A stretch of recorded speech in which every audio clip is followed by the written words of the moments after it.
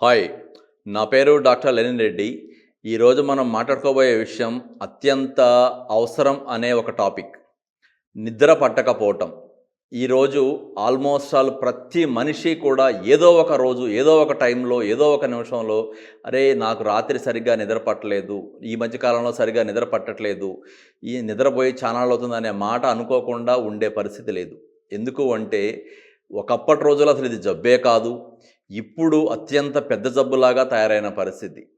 సాధారణంగా మనిషికి నిద్ర పట్టినన్నాళ్ళ దాని గురించి తెలియని కూడా తెలీదు. ఆ బాధ అనేది కూడా లేకుండానే ఉంటుంది. కానీ ఇప్పుడు ఉన్న ఈ కొత్త జనరేషన్‌లో మనకి ఉన్న సామాజిక, ఆర్థిక ఒక రకమైన టెక్నాలజీ మార్పు జరిగిన ఒక యుగంలో నిద్ర అనేది చాలా ఇంపార్టెంట్ వస్తువులాగా అయిపోయిన పరిస్థితి.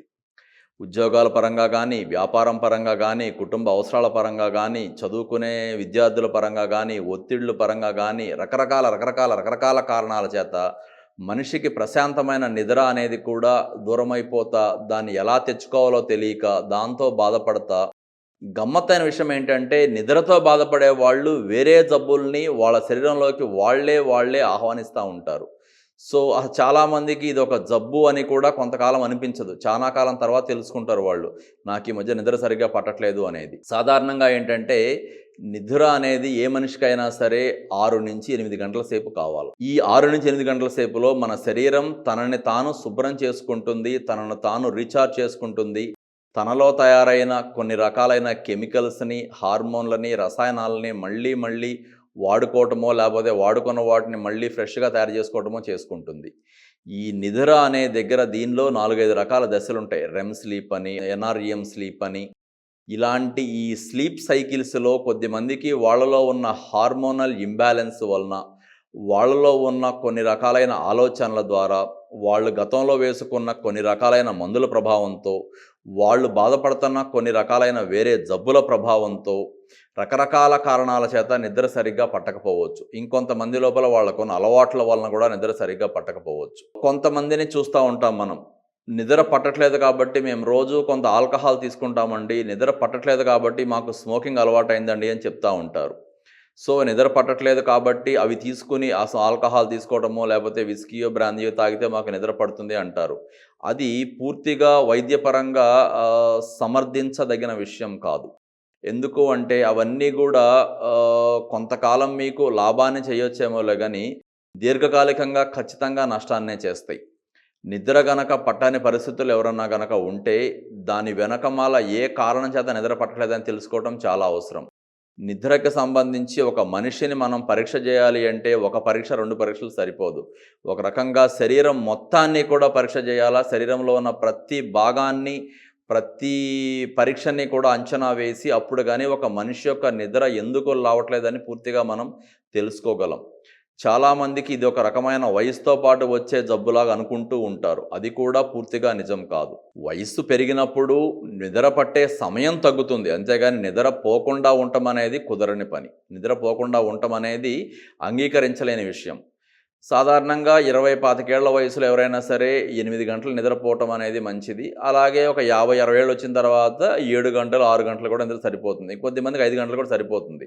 కానీ పూర్తిగా నిద్రపోకుండా నాకేదో అరగంటో, గంటో నిద్రపడుతుంది అనుకున్నప్పుడు మాత్రం వాళ్ళ శరీరం లోపల అనేక రకాలైన బయోకెమికల్, రసాయనిక ప్రక్రియల్లో తేడా వచ్చి, ఆ తేడా వేరే రూపంలో వాళ్ళకి లేని వాళ్ళకి షుగర్ కొత్తగా రావటమని, లేదా బీపీ రావటమని, లేదా బీపీ, షుగర్ గనక ఉంటే గుండె జబ్బులు, పక్షవాతం లాంటివి ఉండి వాటికి మందులేసుకుంటా ఉంటే, ఎంత మంచి మందులు వాడినా, ఎంత డోసు మందులు వాడినా అవి ఇంకా పూర్తిగా అదుపులో లేకపోవటం గానీ జరుగుతూ ఉంటది.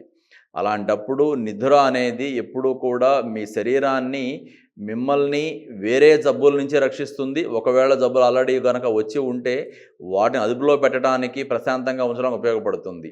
ఈ నిద్ర పట్టకపోవటం అనే ఒక సమస్య ఈ మధ్య కాలంలో కొంత ఎక్కువగా యంగ్ పీపుల్‌లో చూస్తున్నాము.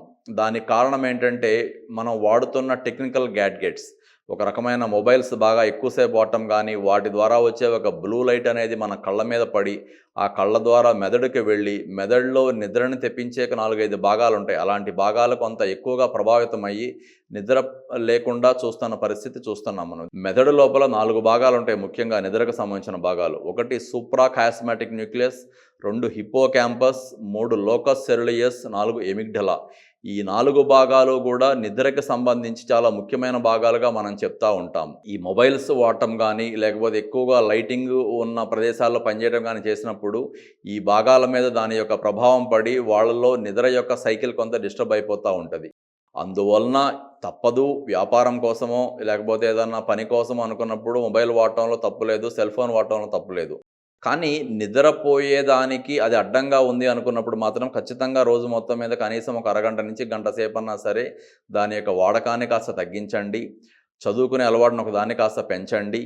ఇంకా ఇవన్నీ చేసినప్పటికీ కూడా నిద్ర సరిగ్గా పట్టట్లేదు అని గనక అనుకుంటే, నిద్రకి సంబంధించిన దాన్ని నిద్ర మత్తుబిళ్ళలు కాకుండా వేరే రకంగా పనిచేసి మనిషి లోపల ఉన్న కెమికల్స్‌ని, హార్మోన్స్‌ని, ఆ డిస్టర్బెన్స్‌ని సరిచేసి నిద్ర వచ్చేలాగా చేసేదానికి అనేక రకాలైన కొత్త రకాల మందులు అందుబాటులో ఉన్నాయి. అలాంటి మందులు వాడి నిద్రపోవటం అనేదే ఆరోగ్యానికి మంచిది గానీ, నిద్ర లేకుండా ఉండటం అనేది మంచిది కాదు. ఇంకొక ముఖ్య విషయం ఏంటంటే, నిద్రలేమితో బాధపడే చాలామంది లోపల సెక్షువల్ సమస్యలు చూస్తూ ఉంటాము. ఈ సెక్షువల్ సమస్యలకి, నిద్రకి ఒక మంచి సంబంధం ఉంటుంది. ఎవరైతే కాస్త ప్రశాంతంగా రోజు ఒక 7, 8 గంటలు నిద్రపోగలుగుతారో వాళ్ళలో సెక్స్ సామర్థ్యం కానీ, సెక్స్ మీద ఇంట్రెస్ట్ కానీ, ఇవన్నీ కానీ చాలా బాగుంటాయి. అలా కాకుండా నిద్ర సరిగ్గా పట్టనప్పుడు దాని ప్రభావం కొంత ఎరెక్టైల్ డిస్ఫంక్షన్ అనే ఒక జబ్బులాగా రావచ్చు. లేదా కొంతమందిలో ప్రిమెచ్యూర్ ఎజాక్యులేషన్ అనే ఒక జబ్బులాగా రావచ్చు. సో మీకు బీపీ అయినా, షుగర్ అయినా, లేకపోతే సెక్షువల్ డిస్ఫంక్షన్ అయినా, థైరాయిడ్ అయినా ఇవన్నీ కూడా మీ యొక్క ప్రశాంతమైన నిద్ర లేని దాని వలన కొంత ప్రభావితం అవుతూ ఉంటాయి కాబట్టి, ఈవెన్ కొద్దిమంది నిద్ర సరిగ్గా లేకపోతే బరువు కూడా పెరుగుతారు. సో వీటన్నిటిని దృష్టిలో పెట్టుకొని నిద్రని చాలా ముఖ్యమైన జబ్బులాగా భావించి ఖచ్చితంగా వైద్యం చేయించుకోవడానికి ప్రయత్నం చేయండి. ఇలాంటి ఇబ్బందులన్నిటికీ కూడా పూర్తి స్థాయిలో వైద్యం చేయగలిగిన hospital gold hospital, doctor Lenin Reddy, MD general medicine, Guntur మరియు హైదరాబాద్. Thank you.